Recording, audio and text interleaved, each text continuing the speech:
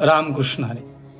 आपण जेव्हा लहान होतो, आजारी पडायचो, आपल्याला आई मांडीवर घेऊन रात्र जागायची. आपल्या कपाळावरच्या पट्ट्या ओल्या बदलत राहायची. आपलं अंग मिठाच्या पाण्याने पुसून आपल्याला नीट करणारी आपली आईच होती. एवढं कष्ट, एवढे मेहनत घेऊन केलेला स्वयंपाक जेवू जेवू लोक उठायचे आणि शिल्लक राहिलेल्या भाजीत पाणी ओतून खाणारी आपली आईच होती. मुलगा उशिरा येणार म्हणून एक डोळा दाराकड आणि एक डोळा घराकड ठेवणारी आपली आई.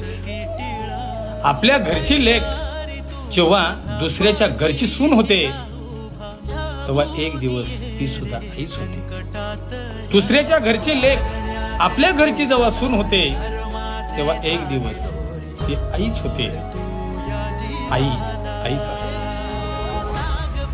आईसारखं कुणाला सुद्धा जमणार नाही. बोला जय बाळू मामा.